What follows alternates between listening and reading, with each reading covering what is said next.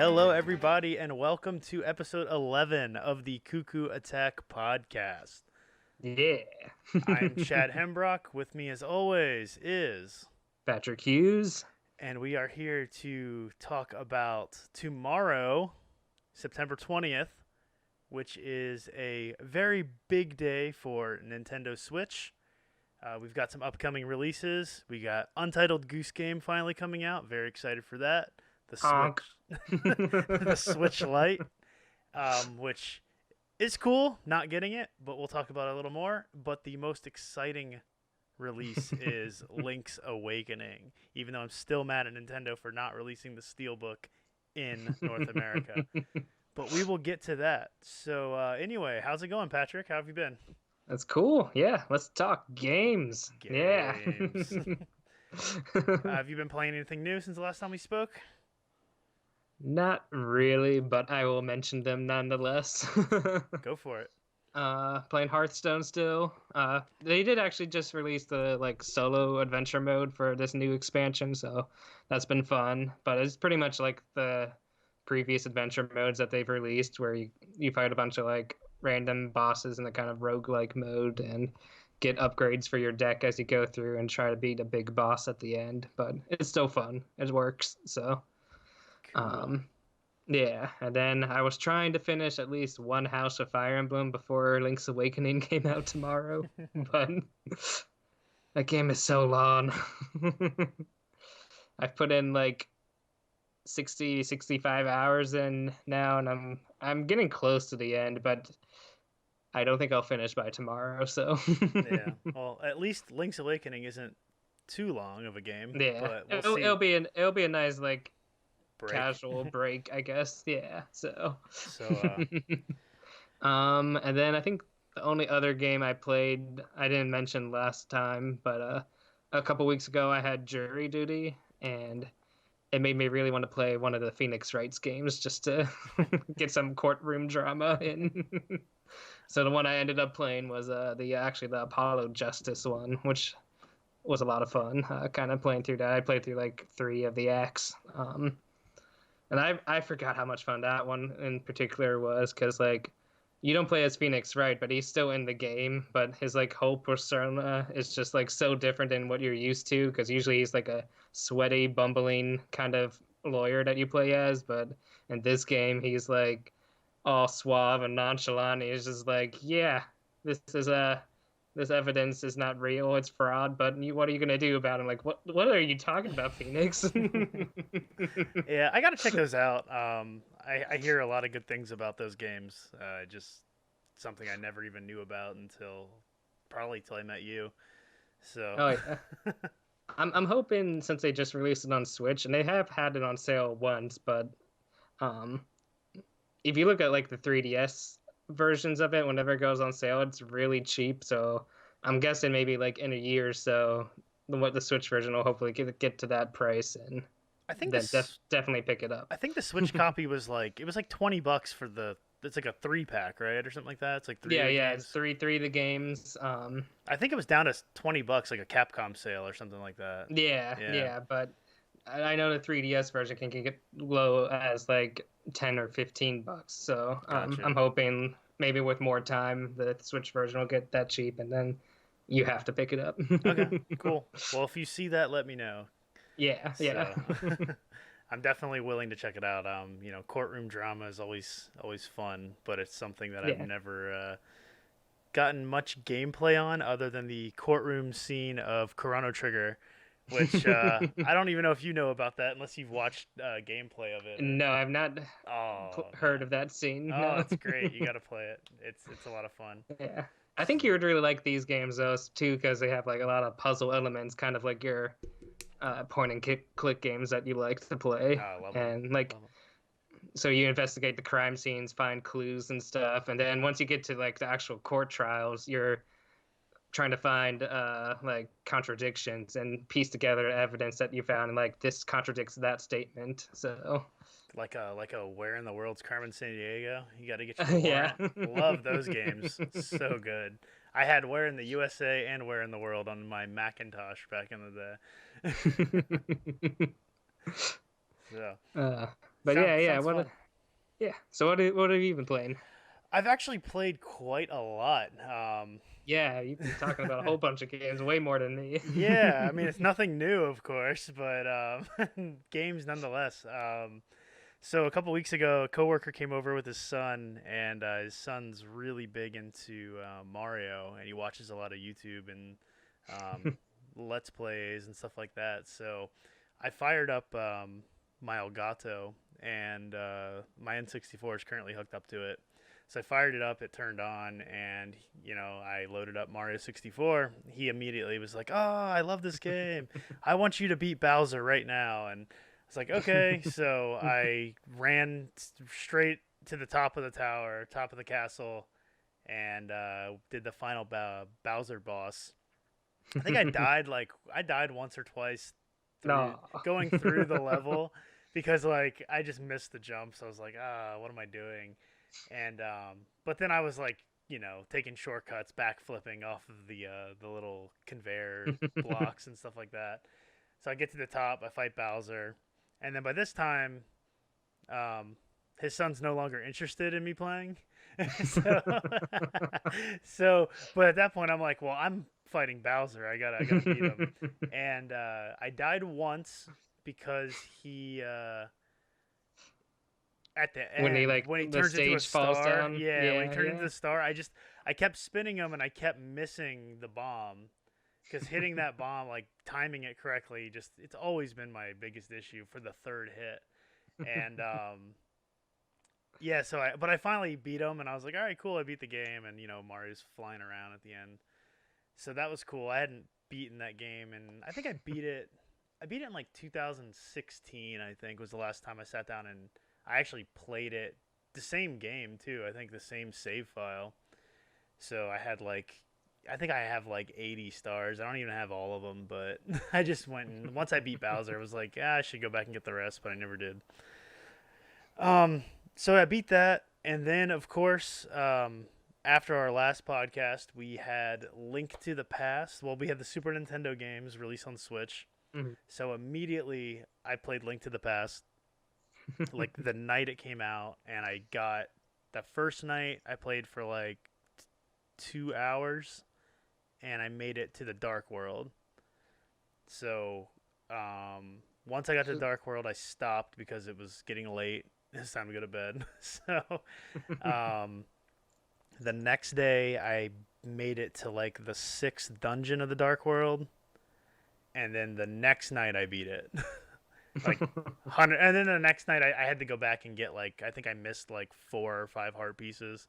So I was like, oh, let me go back and grab, the ones that I know I missed. And then of course there's always one that I forget about, and it always ends up being the same one every time. And that's when it's in the village, the you drop down the well. That one? I miss it because it's behind the wall, and I always forget to bomb that wall. That every one. Okay, every yeah, single yeah, time I forget to bomb the wall to get the second heart piece there. yeah. So or to get the actual heart piece in that Yeah. part. So I could not remember. I was like, which one did I miss? And then I like did a quick look, and I was like, oh yeah, that one. I think I missed it the last time I played this game. But I know where like every other one is, and it's just that one always slips my mind for some reason. So I beat that 100% done. Um, then the next day I jumped into Super Mario World, and I think I played about 4 or 5 hours total of that game, and I beat that 100%. Got all the secret exits. I got all the switches, all that stuff. Beat All the Star Bowser. World, the tubular. All the Star World stuff done. So that's 100%. And then I got into Super Ghouls and Ghosts, which I have always been terrible at. I think I've made it to the second level like once in my life as a kid, or even as an adult. But Yeah. we have the rewind feature, and I was like, you know what? I'm gonna see this entire game all the way through. Even if I have to use rewind, I don't care. I just want to see it. So I played it. It was very frustrating. I rewound constantly, missing jumps, and honestly, I was trying to keep my power up the whole time because I just didn't want to like turn into Yeah. a skeleton every hit. So I tried to keep the armor the entire time, especially once I got the gold armor. But I made it to the goddess, and then she told me I needed to find the bracelet. So I was like, I knew this was coming because Patrick told me about this, and I've heard people talk about it in the past. So I And was then you kind of gotta play the whole game again. yeah, but I was kind of hesitant to play it because I don't know. I was like, all right, I shouldn't. Should I do it? But then I was like, no, I'm gonna beat this. I want to see the final boss. I want to see the end of this game. So I did a quick Google search on what the bracelet was because if I would have made it to the end again and not had the bracelet, I would have been really off. So I read that the bracelet appears as a fairy and you can only get it if you have the gold armor. So it's kind of like Who would ever figure that you out? would never figure that out. Like that's the reason why GamePro and Nintendo Power existed was for stuff like that. So I'm fine with that. I know a lot of people are like, "Oh, I did it when I was a kid and I still do it." Well, good for you. Good for you. Not They for lie. me. They lie. So not for me. But I did play through that playthrough I did rather quick. Because the game is very pattern based. So the second playthrough was much faster. I didn't die as much. I still rewound a lot, but most of that rewind was that like I would literally just take one hit and I would rewind because I was like, no, I want to get through this and not have to lose my armor and find new armor. Especially again once I got the gold and then once I got that fairy bracelet or whatever, I kept it the whole game. I kept it from like level 2 all the way to the end. And everyone says that the bracelet's like the worst item you can use in the game too. Um, so anyway, I got to the boss. Didn't think I was even going to be able to beat the boss with rewind because of like at first when it pops up. I don't know if you've seen it or played it. He spits out two platforms that go up, but when they come out, he also shoots lasers in a clockwise or counterclockwise pattern. So, and it's literally like, 6 o'clock, 7 o'clock, 8 o'clock. Like they shoot in a clockwise pattern. So I finally figured out that pattern and I was able to beat it. It wasn't too bad, but again, rewind made it no consequence. And if I would have had to do that without using rewind, it never would have happened. So I saw the ending of the game, and it was okay. I And mean, I was glad I did it, and I would have only done the rewind. Part of me wants to go try to play it without rewind, just that way I can actually get those power ups as I go and see how far I can get. But at the same time, I'm not going to do that anytime soon. So I just wanted to see the ending for myself and actually play through the game and get a feel for it. But my biggest complaint of the game, the jump mechanic sucks.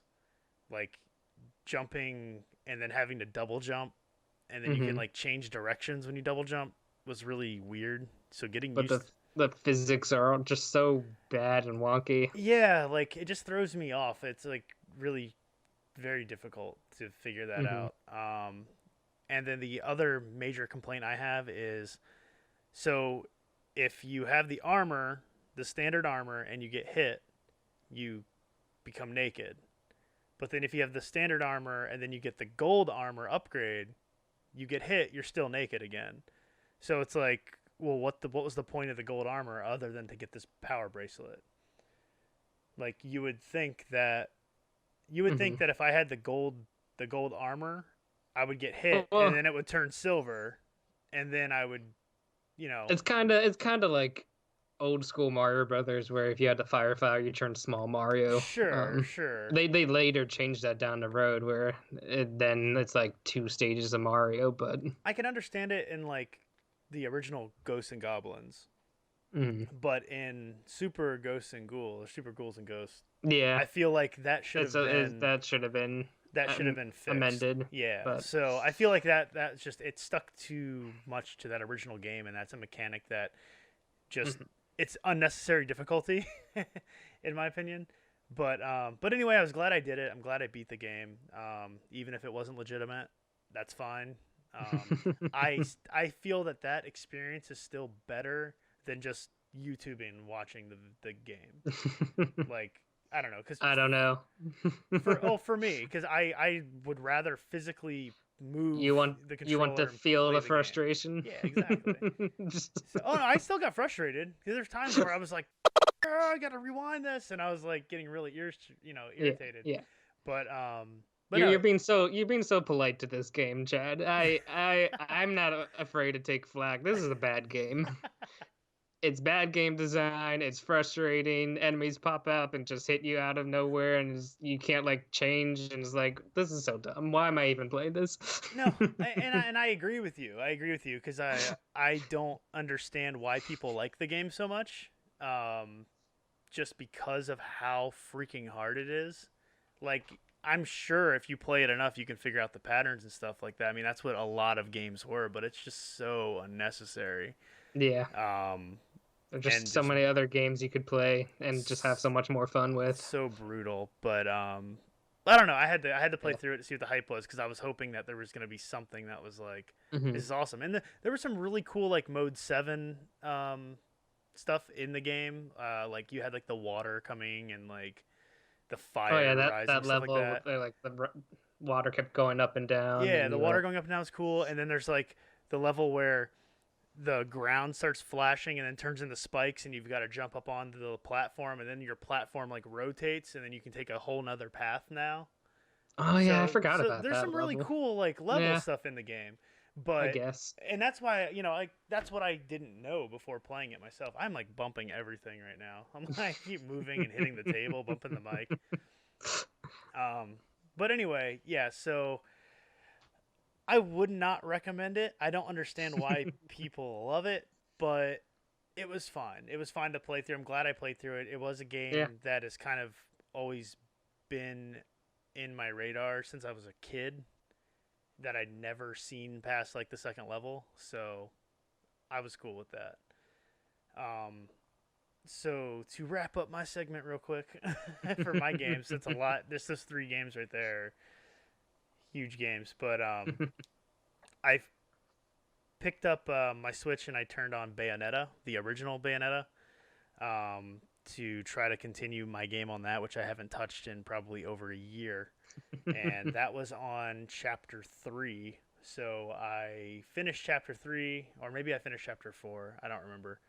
I think You played a chapter. I played a single chapter, so I made progress. There was like one time I was getting frustrated because I hadn't played the game in so long. I forgot what does what, how to do combos, how to do my torture moves, and everything. But that it's fun. I mean, every time I play it, I just get this like Dreamcast Sega arcade beat 'em up like feel, and it's cool to me. Like I love it. Feels like a Dreamcast game to me. It Hmm. really does, and I really like that. It's getting in the mode, like getting in the mood to go play it is the hard part for me. But once I start playing it, I do enjoy it for the most part. But it's a lot of button mashing, and then when I get a chance to go to Hell's Gate to buy like power ups, I have no money, and I'm like, how do I not have any money? I've opened every chest I see, I've killed every demon I see, and I still don't have enough money to buy like the next power up. so Yeah, so it's about like getting combos and getting graded well in that game, yeah. which Hey, is. I got a couple like A+ ratings and gold ratings and Oh, stuff did like you that. have? Yeah, so I was actually doing pretty well overall. I think I had like one silver part of a chapter, but then like yeah, I got like a gold. But then there was definitely one time I died like 6 times in a row. And I was like, how many times can I die? Because it was like counting them. It gives you like a skull for each time you die and continue. And I was like, I'm gonna run out of continues eventually. but but no, that was cool. Last thing I want to mention real quick is if you do not have Xbox Game Pass, you should definitely pick it up. And as I say that, I just opened it up just to go down my list of stuff that I just recently got. Bloodstain Ritual of the Night has just been added to Game Pass. I heard. Yeah. So yeah, There's one more. I'm going to be downloading that right now as we speak because I've wanted to play that for the longest time. So yeah, Xbox Game Pass. I have it on PC. I don't have it on Xbox, so I can't speak for that. But I just recently installed a bunch of games that I've wanted to play for a very long time. So um, I downloaded Wander Song a while back, Yeah. which Patrick recommended. I just picked up Dead Cells was on here. So I've wanted to play Nice. that for a while. Yeah. I just didn't want to pay for it because I don't know if I'll like it because it's roguelike. But everyone says it's great, so now I can check it out for free. Sunset Overdrive is on here, which is now owned by Sony apparently. It's an Xbox property. That studio. Yeah, that well, studio. The studio is mainly Sony for a lot of games, but they did dabble with exclusives for other platforms like Sunset Overdrive. Yeah, so I've always wanted to check that game out. I almost bought it on Xbox One like a long time ago, but then I ended up going with The Evil Within and like a buy one get one free, and I don't even have that game anymore. Traded that in. But a game that me and Patrick played a couple months ago was Ape Out. Ape Out has been added to that, so I grabbed that. Game. Haven't played it yet, other than when me and Patrick played it. I picked up Worms WMD, which I did play a little bit of because I haven't played Worms since like Worms Armageddon on PC. Yeah, that was the last Worms game I played. Worms Armageddon was so good. So good. So good. The holy hand grenade. And yeah. Yeah, it's so good. I forgot about the worms like blowing themselves up and turning into crosses. Oh yeah, yeah, little different tombstones. Yeah, so I just played the first level. That was like a trial level thing, and the game's cool because like you don't just kill the other team. They had like objectives you can do for each level. So it was like I met all the objectives by beating the worms, but then there was a one of the objectives was kill all of them and finish the level being inside of a building. So then it just kind of like to be in the building, you have to kind of like adjust your strategy and your shot. And but just little stuff like that. I need to play more of it just to see where to go. But yeah, so I got that. I picked up the Shenmue 1 and 2 collection a while back. I grabbed Creature in the Well because I've heard a lot of people talk about that being pretty good. Yeah. Goner, I grabbed that because I always thought that looked kind of interesting. But again, it was just something I'm like, I didn't really want to pay like $10 if I don't like it. So this having Game Pass for $5 a month, killer. I picked up Bridge Constructor Portal. And then I picked up Guacamelee 2. I've been tempted to play that game too, yeah, because the first one was a lot of fun. Yeah, I've heard great things about them, and I haven't played any of them, but I've heard just amazing things, especially about the first one. Yeah. So I think that's a multiplayer game too, if we want to play that together or something. Yeah, I'm not sure, but we can for sure. And then the other two games I have is Wolfenstein 2 and Forza Horizon. So I've had this service for I guess 2 months now, 3 months, because it came out in around E3. The first month was $1, and then the next 2 months have been $5. So I've paid $11 so far, and I just named off about 20 games. So that's totally worth it. Now you just need to play them. I know. I just need to play them now. That's the part. That's the bad part. That's what sucks. But no, I definitely want to play Ape Out. I definitely want to play Dead Cells. I just need a better setup for my PC, honestly. Yeah. I'm just not comfortable. If Forza Horizon gets that Lego it's there. It's on here. Is it on there? Yeah, I played it. Yeah. I want to try it. It's all here. Yeah, that's all included. That's what's beautiful about Game Pass, is that it includes all your DLC, everything. So I'm actually downloading and installing Bloodstained right now. 8.5 gigs. So so yeah, I've been busy. I've been busy playing games and finding games. Nothing new, of course, other than, downloading all the new games. But You're playing a lot of old games though, so. I'm playing a lot of games. I'm just enjoying myself right now. I don't play games till about 8 o'clock at night, and then I play, depending on what else I've got going on, I play till about bedtime. So, No. um, but yeah, And speaking of new games to play, we got the biggest ones to talk about coming out tomorrow, or I guess whenever by the time you're listening to this, oh, it might already be out. But yes, it will already be out.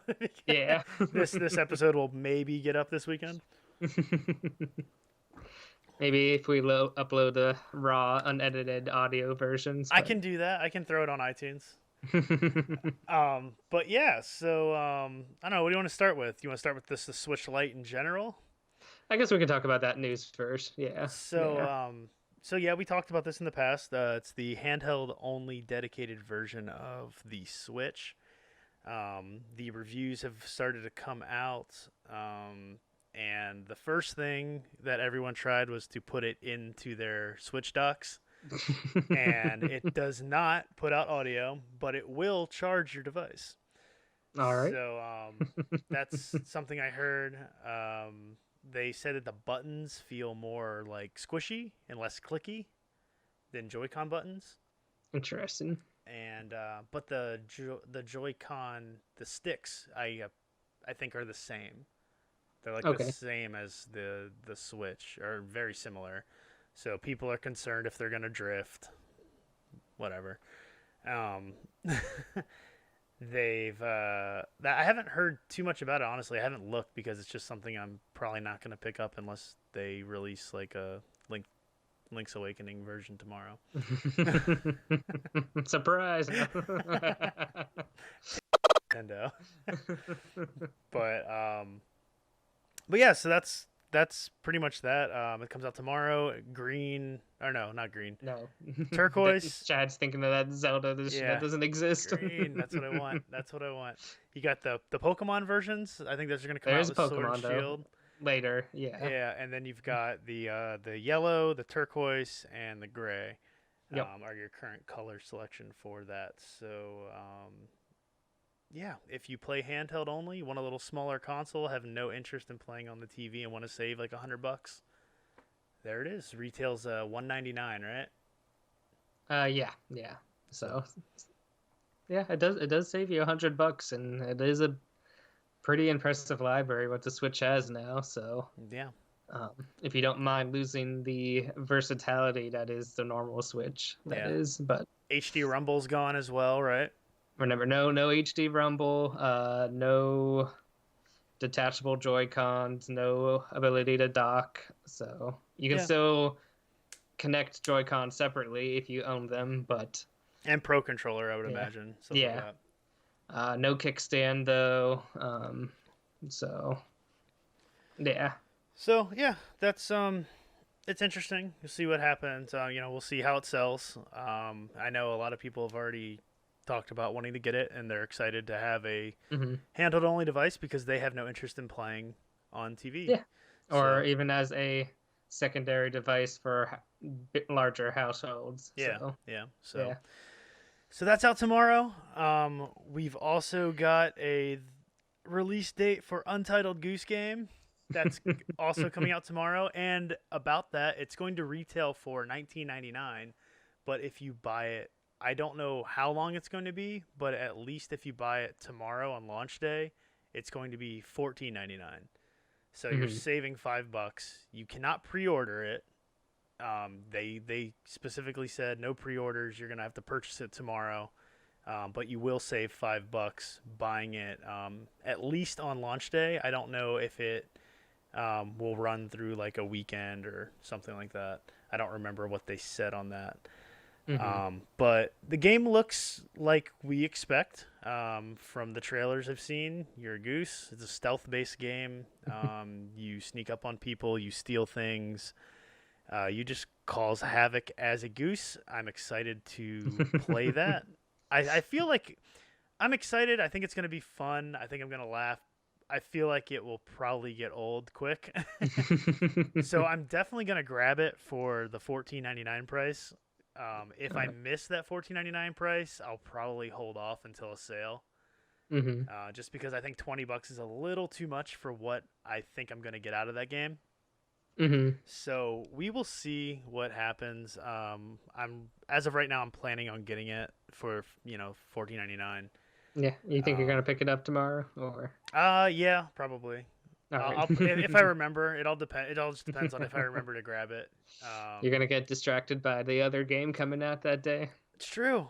And that game is, sir. Link's Awakening. Wake up, everyone. Yeah, It's legend. tomorrow. It is. It's It's here. tomorrow. So this game was announced about a year ago. I It think it was was. actually just this spring. Are you sure about that? I'm gonna look it up. Okay, But look let's it keep up. talking. I feel like it was just about a year ago. Um, Time flies. You might be right though. Um, but yeah, the first day I saw that opening trailer, um, blew my mind that this game was gonna be remade, especially in the way that they did it. In February. That's when they February. announced it. Okay. Yeah. All right. 9 months, I guess. No, not Yeah. quite. Not Yeah, quite. just about. Yeah. So 7 months. 7 months. Okay. February. February. That's crazy. Yeah. Um, so yeah, this game blew my mind.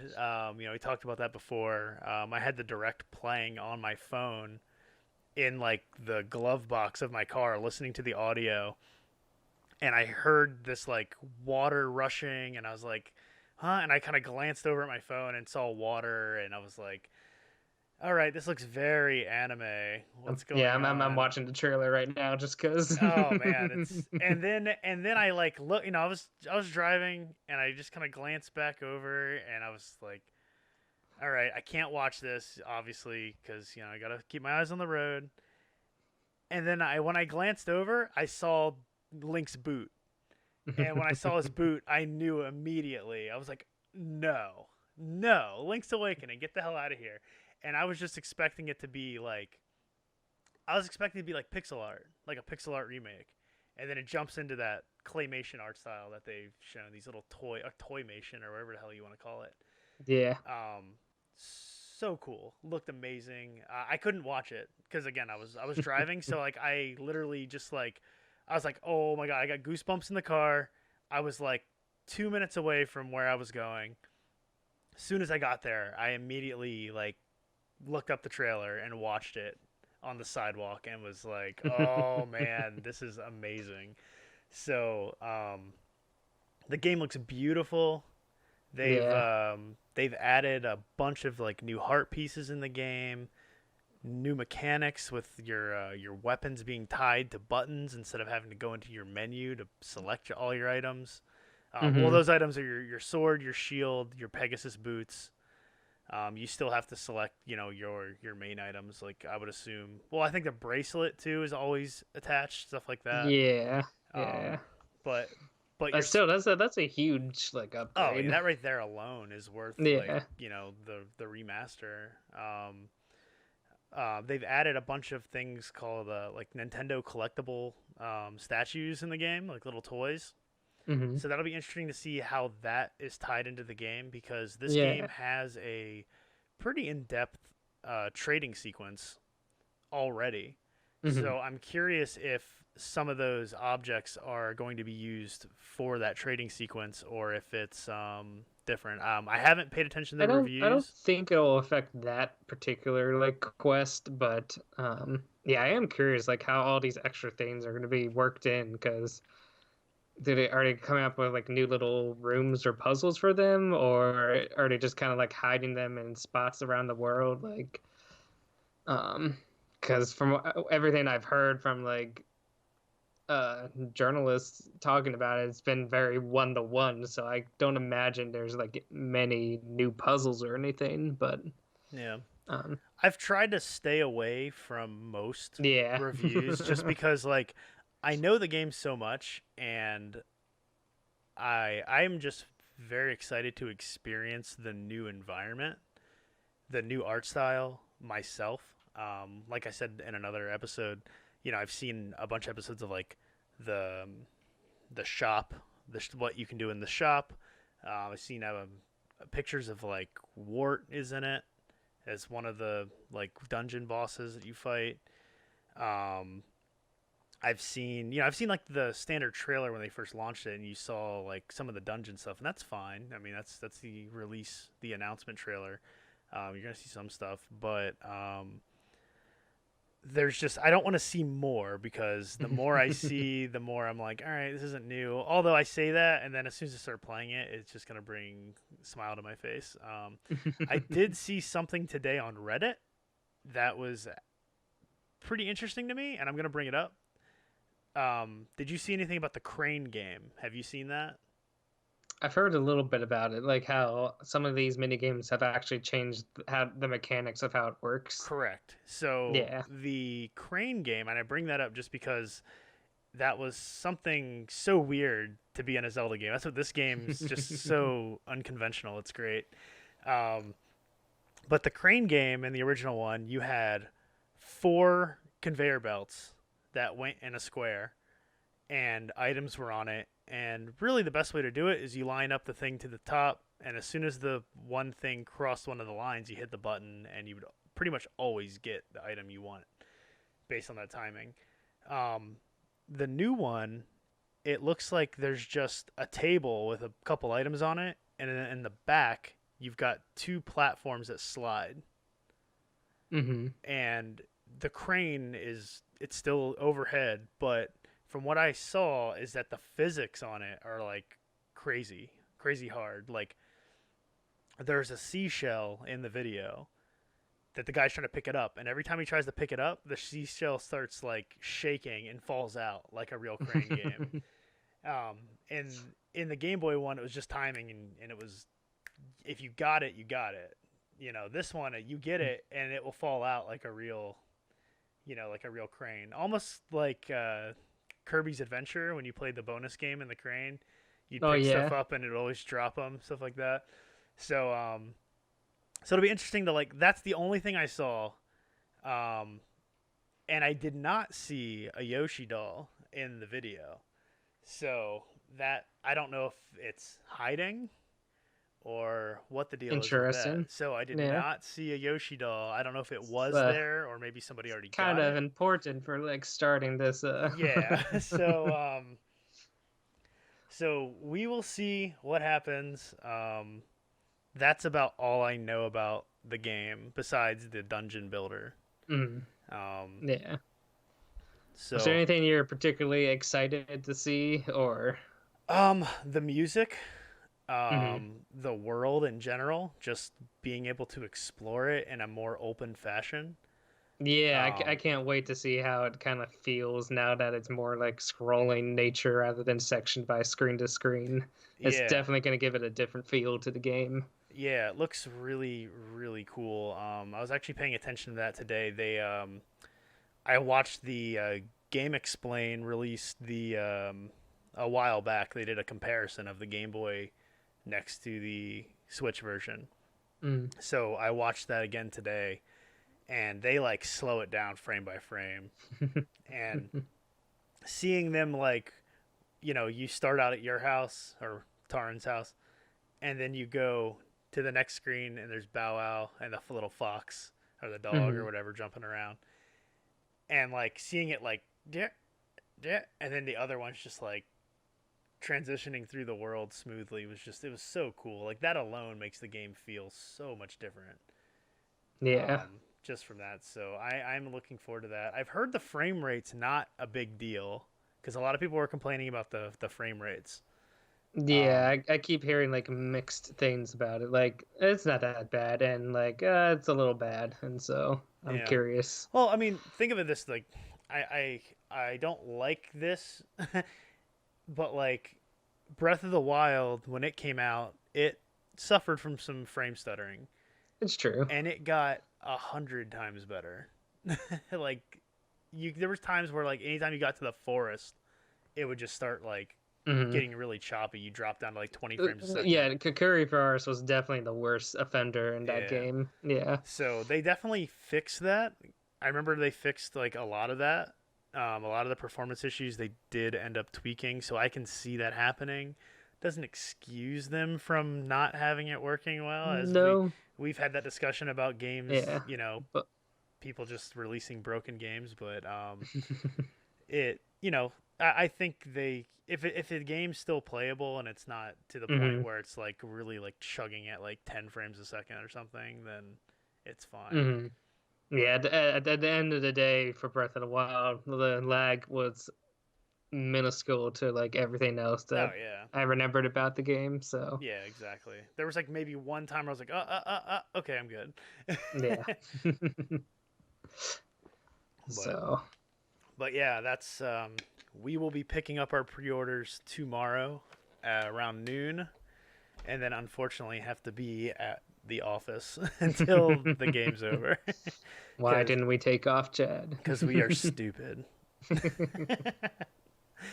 Yeah, that was a mistake because Yeah, we could have just played it and been done yeah, it with would it. have been But fun, but yeah, oh well. we'll save that for Breath of the Wild too. We'll definitely take Yeah, off then. yeah, and E3, and Yeah. E3 again.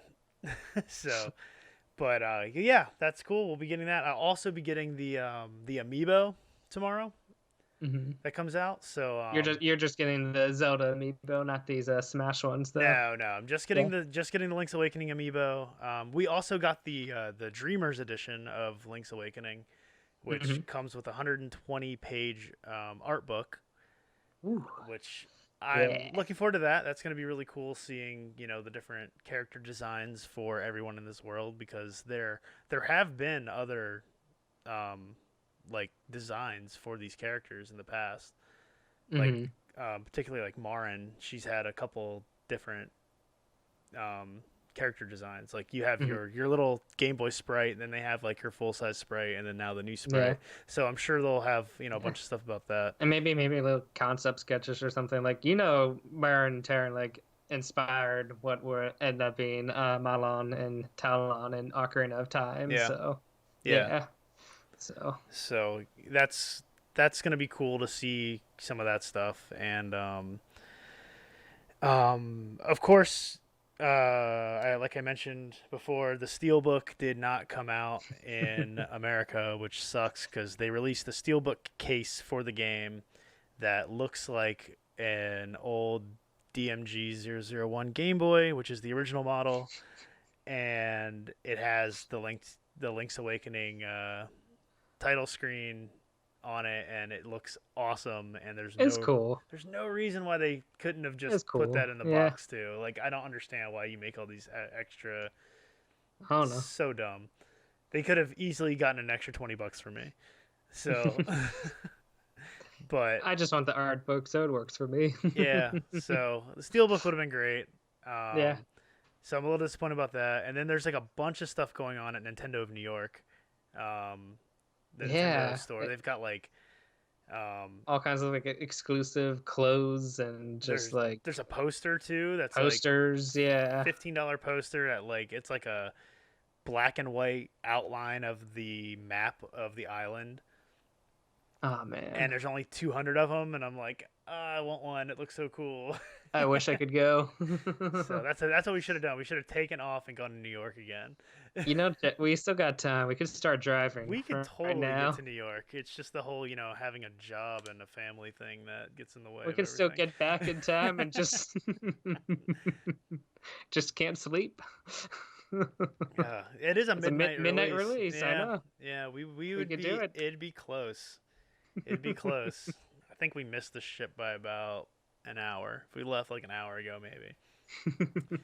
But yeah, that would have been awesome. Yeah.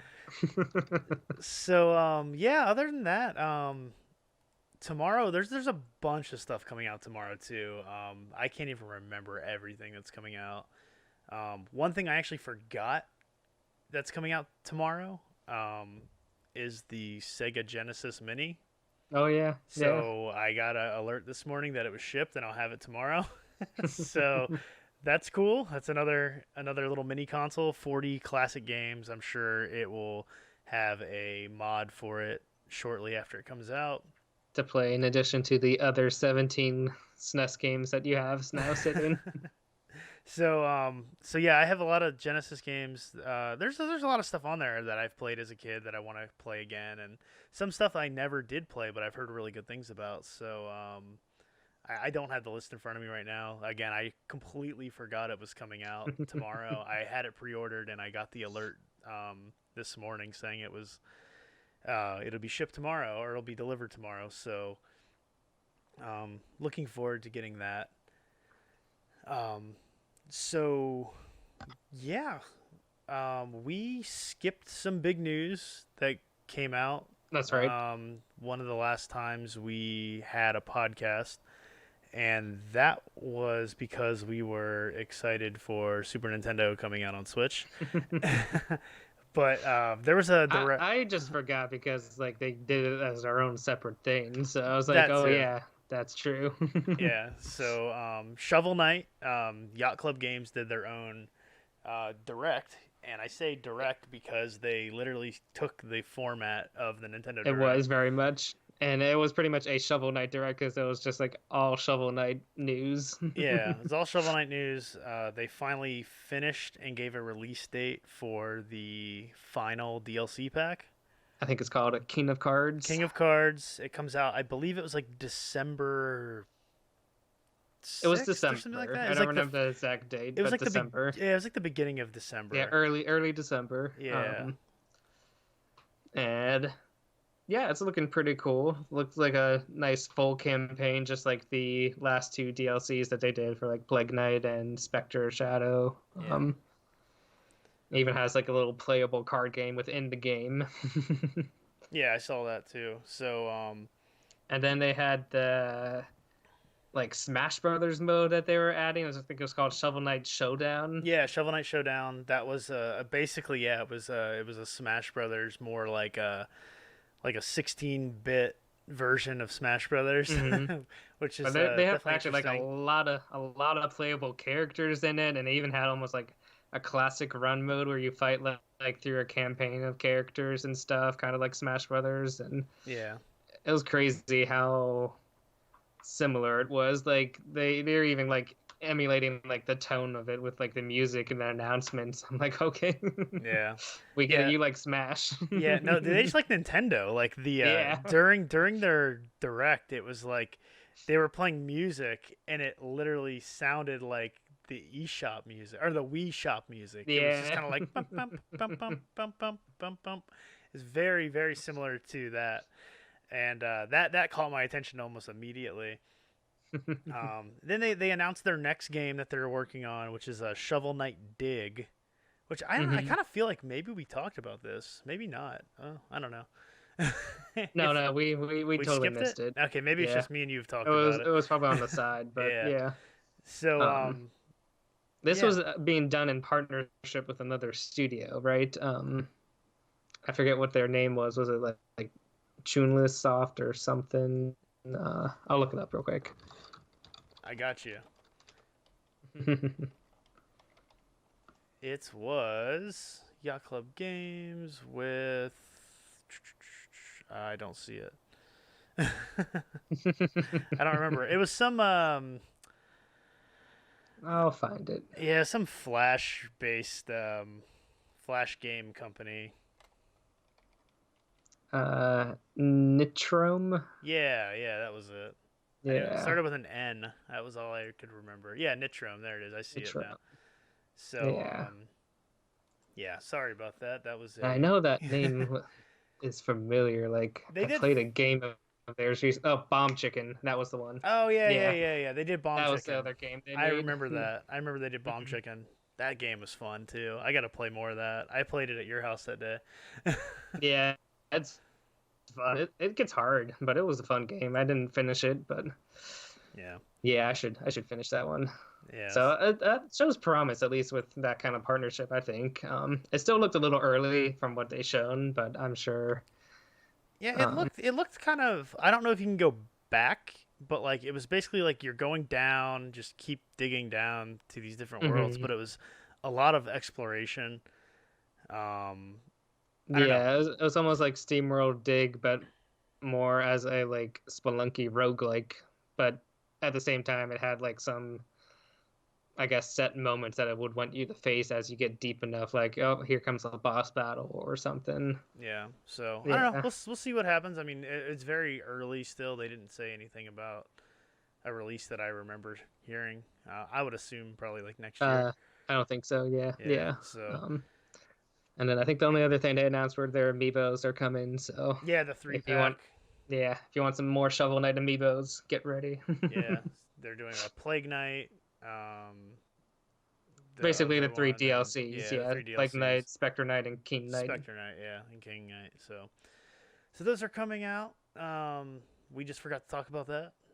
Our bad. So, yeah. um, so some other news. Celeste released their Chapter 9 DLC, which we briefly touched on last time.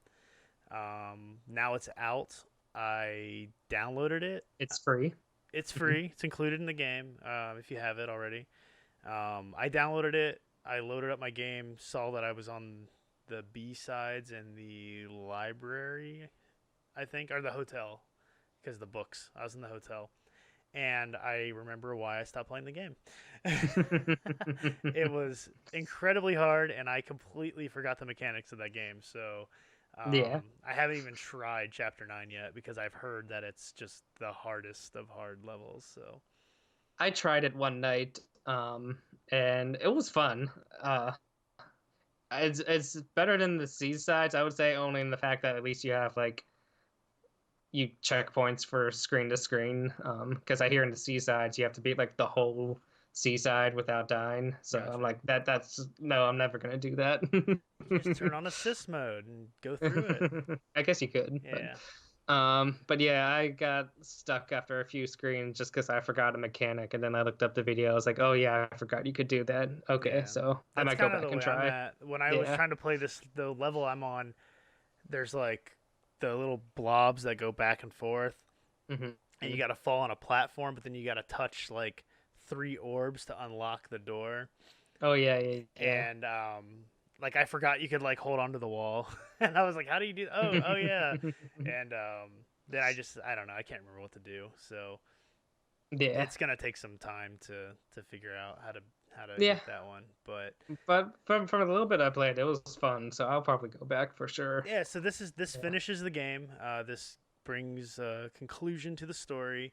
Closure. Yeah, closure. And apparently Matt Makes Games has said that they do not want to make another Celeste game. So we'll see what comes from that, what their next game is, and go from there. Yeah. One other news that came out this week was that Rockstar released a game launcher for no reason for PC.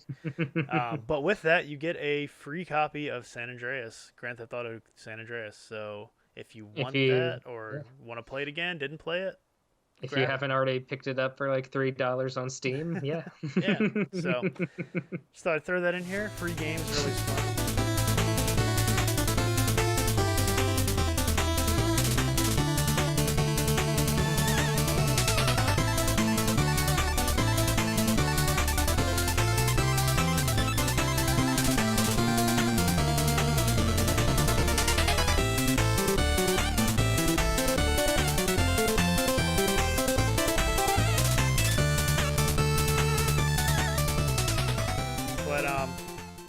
So I guess the last thing we'll talk about for the night, one of my buddies reached out to me from listening to the show, my friend Vegas.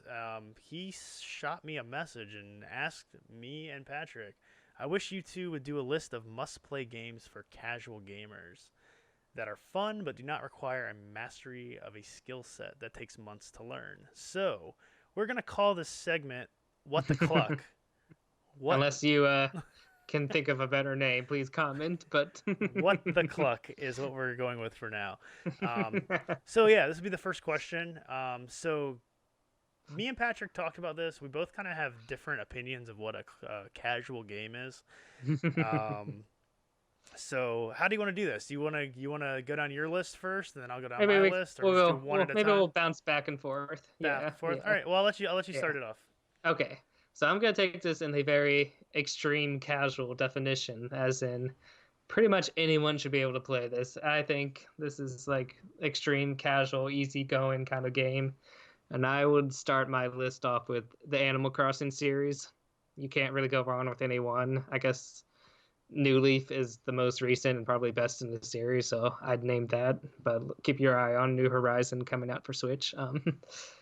But yeah, these games are super laid back. Like the objective of the game is whatever you make of it. If you want to focus on filling up your encyclopedia of fish, go for it. If you want to just decorate your house or befriend the neighbors, plant trees, it's whatever you want. And really, if you want to experience everything the game has to play, you only have to play for like maybe 10, 15 minutes a day, see what's new in the store, what your neighbors are up to, that kind of stuff. But you could also play for like a couple hours if you want. Like, I feel like focusing on this right now or something. So it's just such a chill, relaxing game. And the barrier to entry is pretty accessible to anyone. So that would be my number one pick for casual, easy to play games.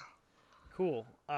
So something I'm gonna just jump with this one that we both spoke about, which we both have on our list, and that's Captain Toad. Yeah. So Captain Toad is a very simple puzzle game. Came out on the Wii U and then was ported to the Nintendo Switch. But it's like isometric, but you can twist the world around with the camera. There's a bunch of different things you can do to like find secrets like hidden behind the wall when you spin the world.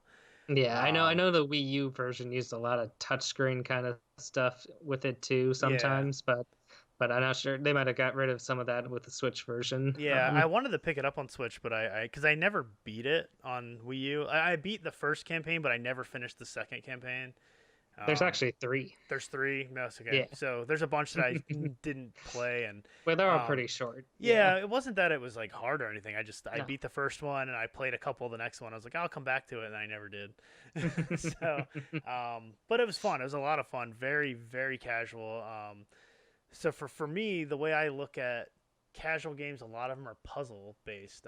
Now they're definitely puzzle games that are extremely challenging and require a lot of like out of the box thinking. And we will not be recommending Baba Is You for this list. Baba Is You is even insane. though it's great. It's a great game, but it's insane. Like it is not friendly to no barrier of entry. Would not suggest that one at all. But Captain Toad's very cool. It's you're playing as Toad, Captain Toad from the Mario series. You cannot jump.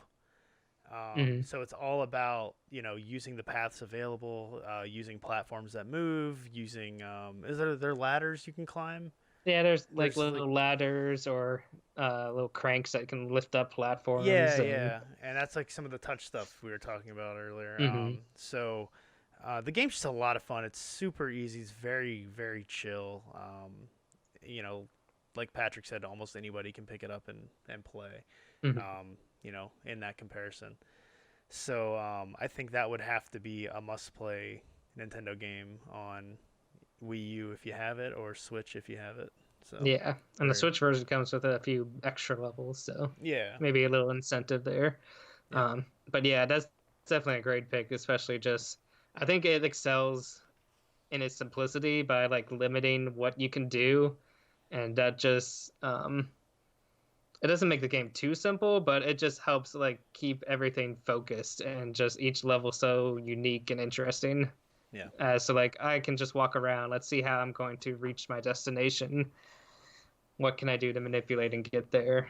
Yeah. So and you have set paths. You can only go like certain ways. So it's, but but you have to figure out the mechanic to get where you need to go. But like yeah. You're not. It's not just like an open world where you're running around and you can break it. They're like little intricate but simple Rubik's cubes that you just like unwind and you're like, oh, there it is. Yeah, exactly. So I definitely recommend that. And a lot of my picks are puzzle focused. So, but let's go to the next one. What you got? I'll give you some variety. So. One of the other most chill games I can think of, but is still a worthy experience for any gamer. This is kind of a game that helped push the envelope for games as art, is a game called Flower. It's made by that game company.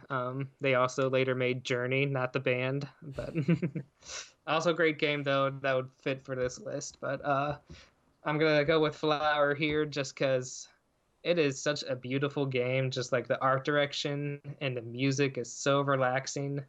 And all you do is kind of like tilt the controller, and you are the wind, kind of like guiding flower petals around, and you're kind of trying to guide it over other flowers to make more of them bloom.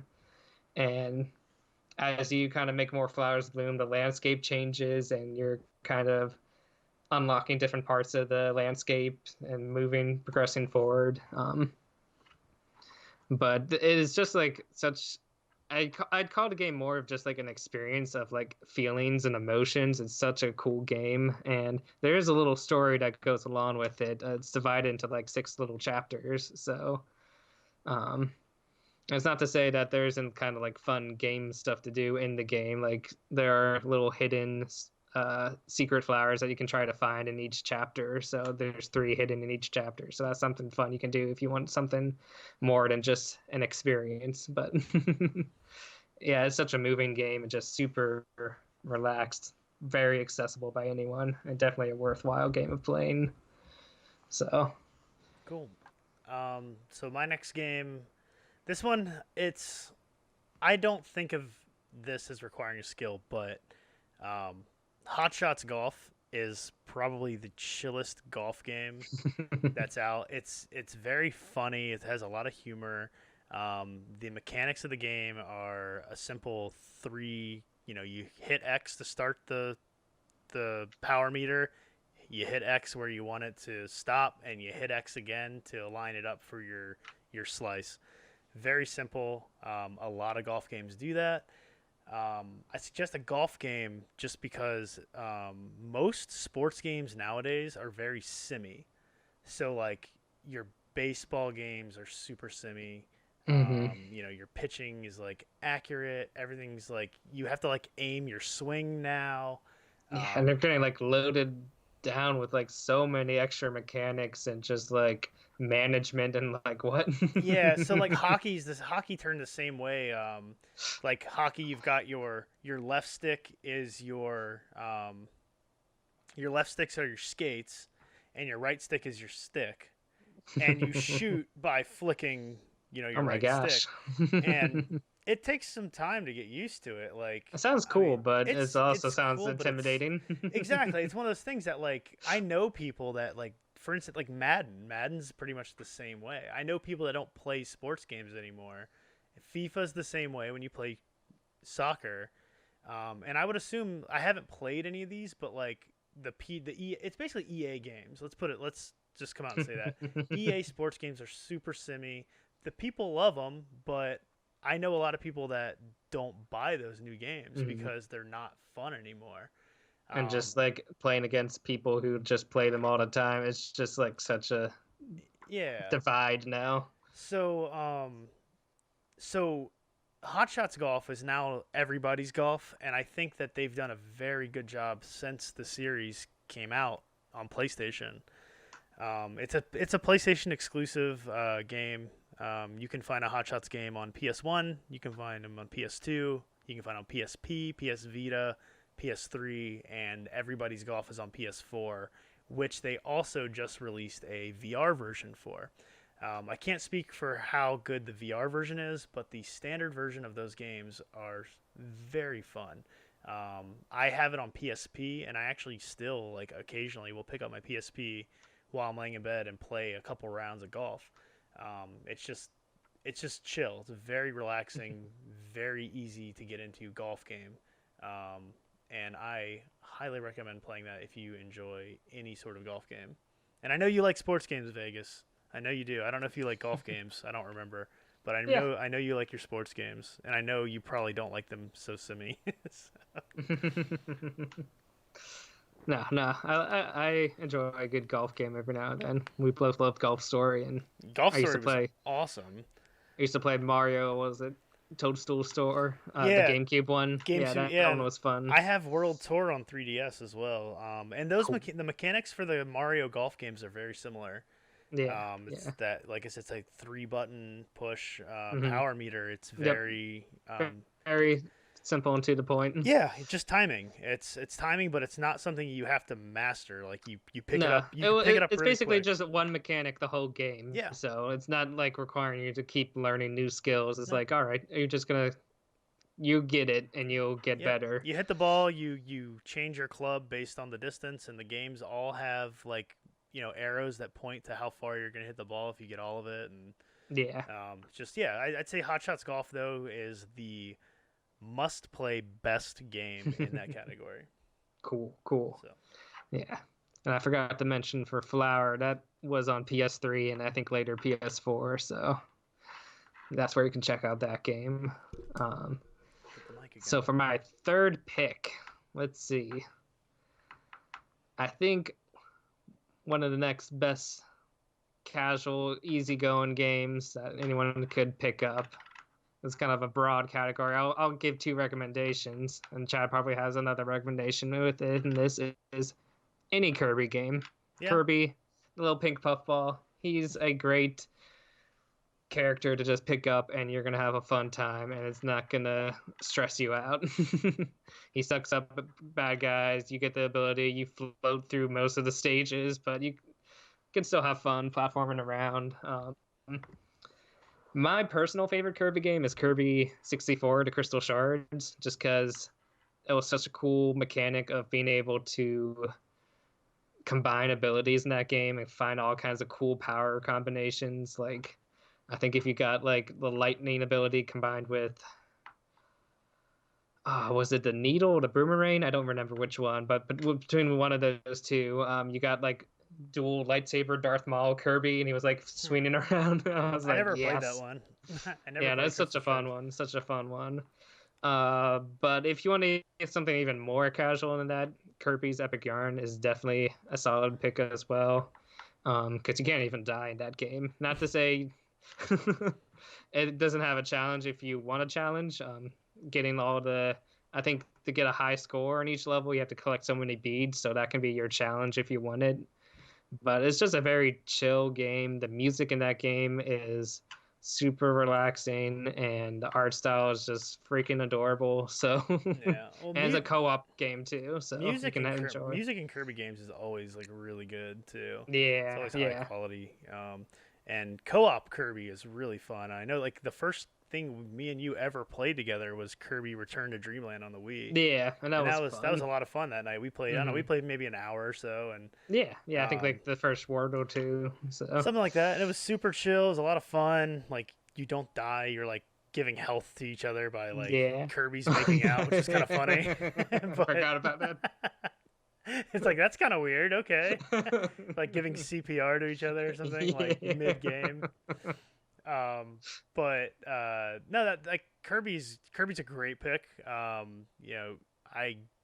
my first Kirby game was Kirby's Dream Land on Game Boy, and then Kirby's Adventure on NES. Which Kirby's Dream Land was always great. Like Patrick said, they're not stressful games for the most part. Kirby's Adventure can be a little stressful. There's a couple boss fights that can be a little annoying, but they're not hard. And No. they're It not takes like you maybe an extra try or two, but yeah, it's nothing. yeah. It's nothing like Ninja Gaiden on NES where you're just getting destroyed like left and right because like enemies keep respawning and like knocking you off platforms and stuff like that.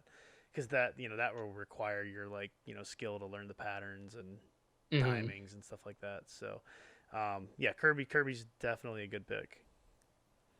Yeah. Any Kirby. And the two Kirby games that I mentioned was Kirby 64, obviously for the N64, and Kirby's Epic Yarn was a Wii game, which I believe they also later ported to 3DS. So yeah, they did port out to 3DS. yeah, There's one on Switch right now. It's was it Star Allies? Which I heard it was kind of. I played the demo and it I felt wasn't like you couldn't particularly die. fond of that one. Yeah. Just because I don't know, it didn't quite have like the creativity that I like in some of the Kirby games. Yeah. It's okay, I've heard. Super but easy though. Super easy. yeah, It's definitely easy. So yeah. if that's what you're looking for, but I'd recommend the other two if you get a chance. Just want to experience a full, really solid Kirby game. Yeah. So I guess I'll go to my third game. My third pick. Um, I think I'm gonna have to go with on my list here. I'm trying to pick out some of the lesser known stuff. Not lesser known, but you know, unconventional, I guess. So I consider Portal and Portal 2 to be pretty casual. Okay. And that's just because you're until like the very end of Portal 1. Let's use Portal 1 as the example. You can beat Portal 1 in about 3 hours. Like less It's than definitely a shorter game. Yeah. super I'd short say game. between like 2 to 3 hours for your first play experience. And that's kind of my thing. Like if you can just first sit down, first play a game and beat it in like less than 10 hours, or even maybe 5 hours, less than that, that's a pretty casual game. I mean, obviously there's like bullet hell games that are super hard. People will beat in like 45 minutes, but I'm just getting at like you sit down, you never played the game before, and you're able to progress through it. Portal is very chill. For the most part, when you die in Portal, it's because you made a mistake. Like you launched yourself off of into a pit, or you launched yourself in the water, or you know, you did something to cause your death. There's nothing really killing you. There are some turret guns, but you can like take them out. It's very puzzle based. hmm If you haven't played Portal before, it's you have a gun, you shoot a blue portal, and you shoot an orange portal, and wherever one is, you can walk through one and end up in the other spot. It totally breaks physics. It's amazing. It's so good. Um, and you use that mechanic to solve puzzles by either like shooting objects across the room that you would no longer you wouldn't be able to just carry over there. You can put a portal on the ground and put a portal on the ceiling, and then you can fall through the one on the ground, and then you'll fall out of the ceiling and just gain terminal velocity, and then you can shoot your portal on the other side, like onto like a launch platform, and it will just shoot you out because you're going so fast. Um, I don't think it's a skill you have to master to play that game, because the game is super good at showing you how to use that mechanic. It walks you through it. hmm You're in test chambers. I believe there's like 20 test chambers, something like that. And each test chamber expands the usability of your gun, your portal gun, and shows you like, okay, move this box over there. Okay, now you have like I think you initially start out with just the blue portal, and then they've already got orange portals in the game, and then you eventually get the orange as well. Yeah, yeah. So Like the first three chambers, you'll even have the portal gun. It's just like teaching you like this is how a switch works, and yeah. this is what a portal is, but you don't have a gun yet. You can't make it yourself yet. Yeah, And but yeah. I think it's very chill because you're not getting you're there's no stress of like getting chased down by monsters or enemies, stuff like that. It's just solving these puzzles. How do you get out of here? How do you figure this out? And hmm to more extent, the second one's a little, it's the same mechanics, but they added in stuff where you can like you have these different paints, and Yeah, you'll lot more like environmental kind of elements to the puzzles. yeah, you have to like paint walls that you normally, because you can only shoot portals on certain type of walls, and hmm then they have paint that you can put on these walls that'll let you get to places that you wouldn't have been able to get to before. And The bouncy goop the and bouncy goop the and light bridges and yeah, stuff. and the speed up. They have the speed up goo. It makes you run Oh yeah, the super speed. fast. Yeah, yeah. Me and Sadish actually just played a couple of the Oh, the multiplayer. co-op mode. Yeah, we Yeah, did the that was co-op, fun. and then we did some of the user created levels, the community levels, and they Oh, I were forgot they had awesome. that. Yeah, it was a lot of Yeah. fun. So so yeah, we did that. It was really cool. We did that like I don't know a couple weeks ago, and that was a lot of fun. Super chill game, especially if you can play the second one with co-op. That was just a lot of fun. Like some of the most fun I've had playing games in a while. So definitely Nice, would nice. recommend Portal as a casual must-play game. All right. All right. So I Well guess we'll go then, with like two more, maybe. two more each. Yeah. Yeah. All right. I think I can manage that.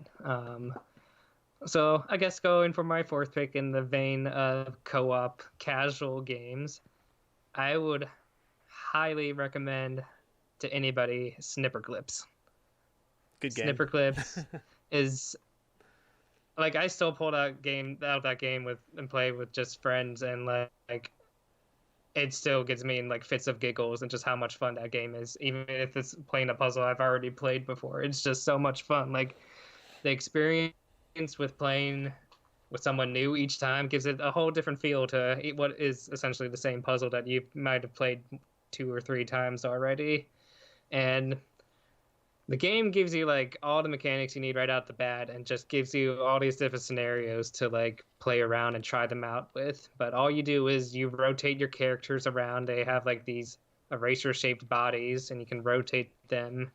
You can jump around and then you can snip each other out into different shapes and that's it. But the way that you interact with each other just makes this game so much fun, and Yeah, it's the personalities that each character has is it's really cool. Like just the way they'll like you'll like so step on top of like your partner and their faces will make these like yes, squinted up faces like they're like carrying you and they're like struggling. ooh Yeah. and they're like oh Yeah, and you use yourself like when you cut yourself out into these different shapes, you can use yourself to like manipulate the environment, like to Mhm. carry water to like a pool, and then you like carry it from the faucet, and then you walk over and dump it into the pool. Mhm. It's and then there's like carrying a ball and just all sorts of stuff, and you can like clip each other, and then if you just like if you want to be a jerk to your partner, you can like make the perfect cut, and then as they're going to do it, you can just like snip them, and then you have to do it all over again. And it's definitely an amazing co-op game. It's not so fun as a single player game, No. but Uh, co-op is you can do it. I mean, it gives you a button to this change this between the one two I highly characters. recommend only as co-op, Yeah, but but co-op's where it's at for sure. That game. but for a casual co-op game that both players can enjoy regardless of skill level, I think you will have a very fun time, Yeah, and I for would sure, definitely recommend it. for sure. So, my next game, I'm going to go again with a puzzle game, but this one's more of a story. Gonna go with Inside or Limbo. It's two games, but Okay. same Yeah. developer, multi-platform. It was released on pretty much everything at this point. Mhm. Um, the game, you're basically a single character and you're running through this environment, and it's telling a story as you go. It's puzzle based. You're trying to find like switches to open up the next environment, paths you need to avoid. You need to avoid like dangerous obstacles, but it's very chill and you don't need to Mhm. really learn anything. It's all about just studying your environment and It's also a lot of like trial by error kind of game. true Like that too. you will die a lot, but that is kind of the gameplay of it.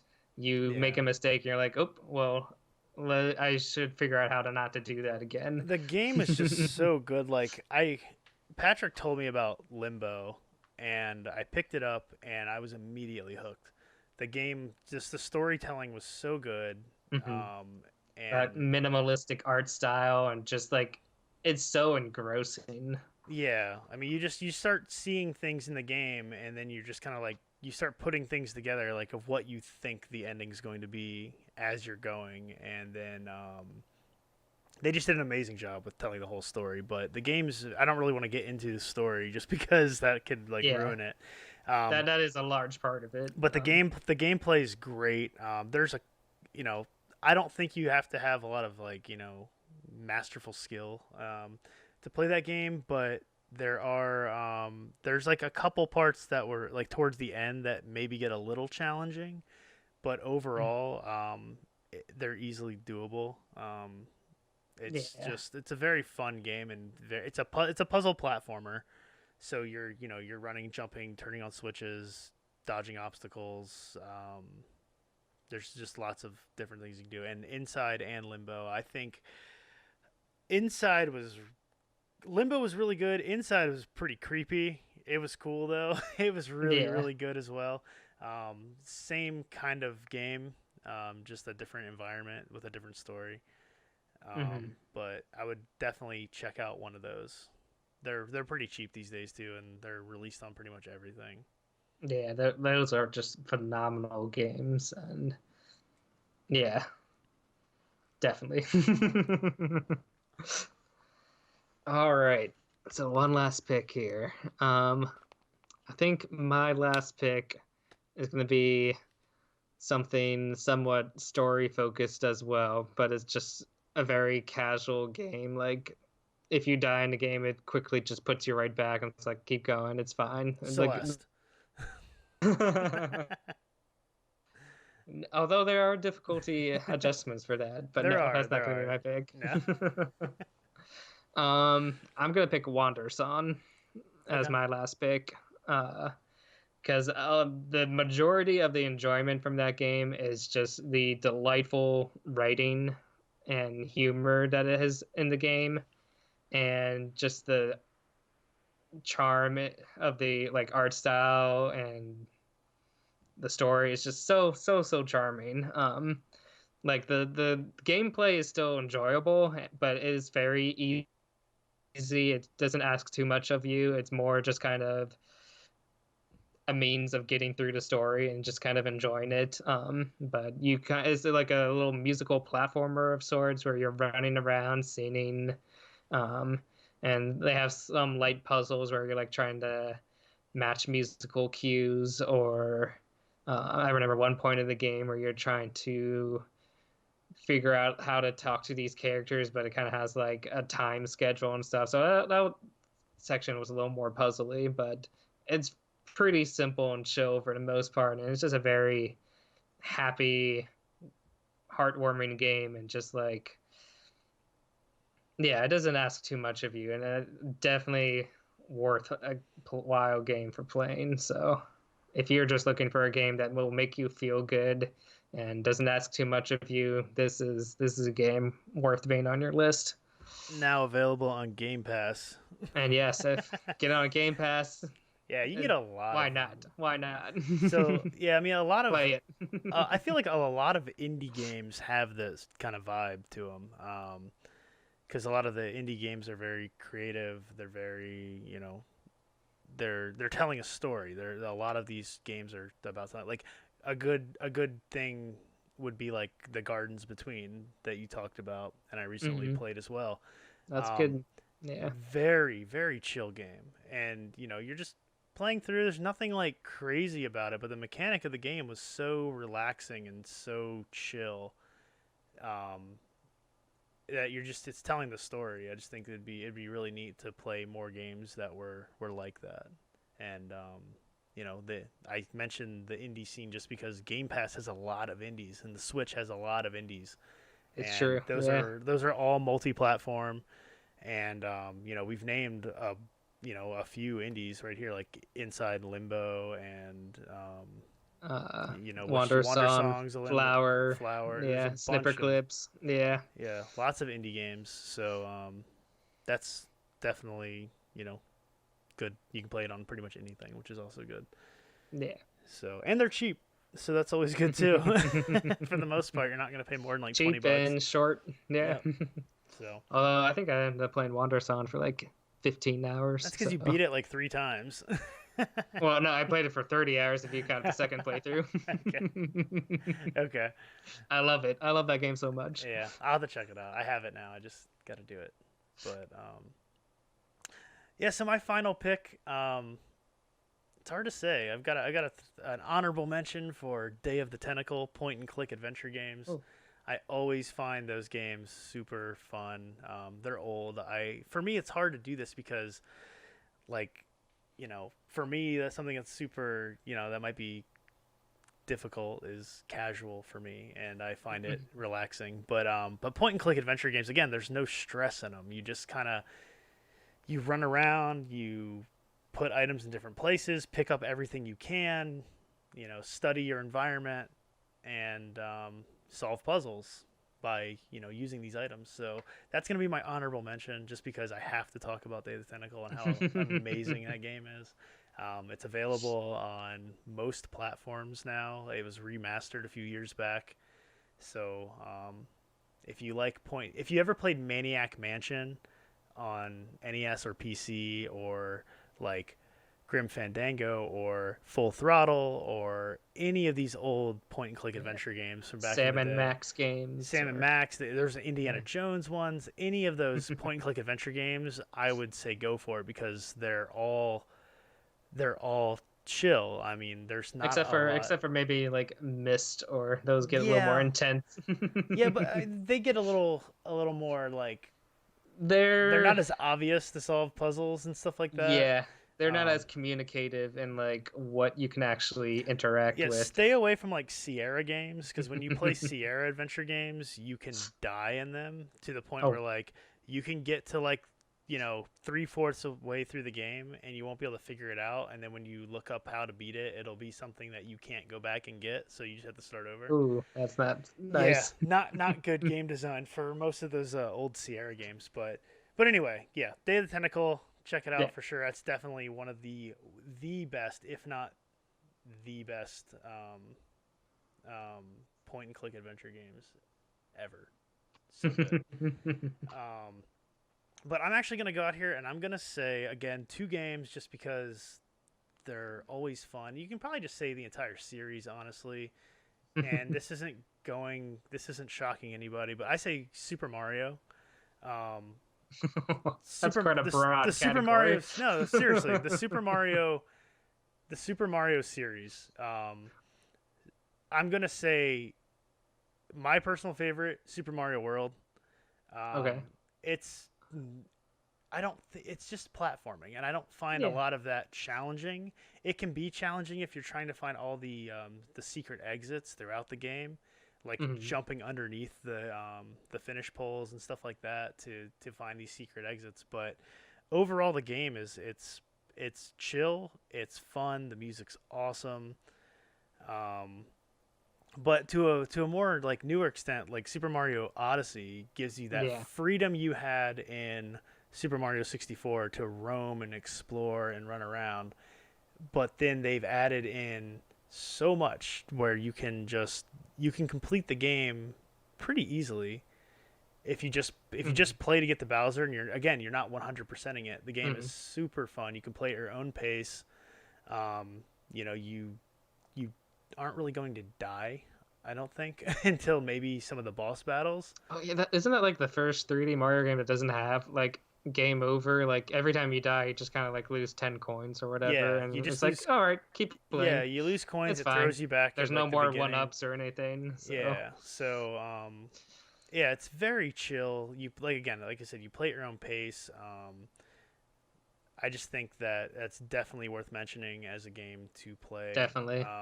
For, if you played Mario 64, if you played any Mario game, you should have those basic platforming mechanics. And let's face it, Mario has probably the best platforming mechanics, besides maybe Hollow Knight. Hollow Knight is so good. But that's not a casual game. Not for the casual list. Not for the casual game, but a great game nonetheless.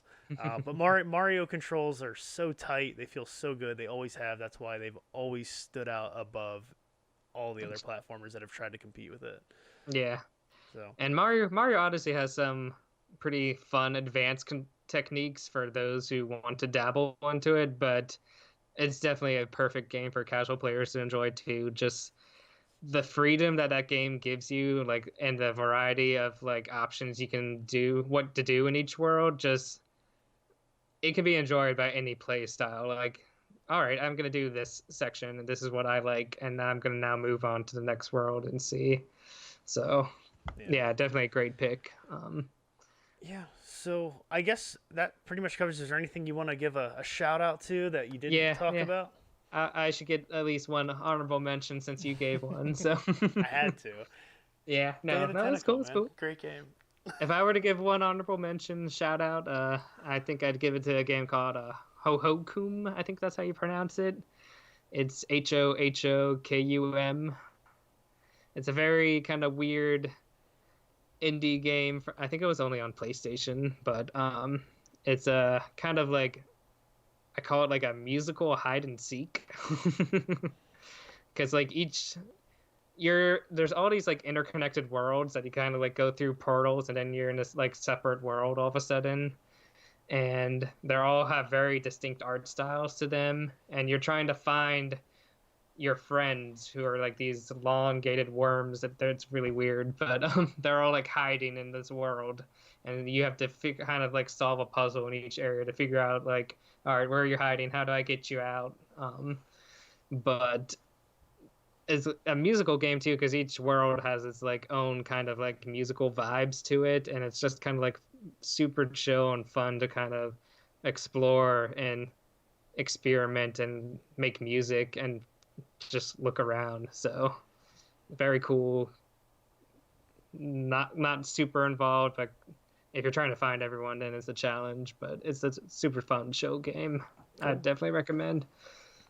Cool. So hopefully that that longer than anticipated segment can help you out with picking out some new cool games that you can experience and maybe get you back into gaming. I know you wanted to grab a new console when they come out. So, let us know if that answers your questions. If you're looking for something different, let us know. If you have any questions, let us know. If you have any name suggestions for this segment, otherwise it will still be called What the Cluck.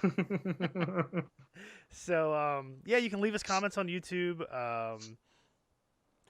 That's probably the best place to contact us at this point, unless you know us. Then you can just ask us.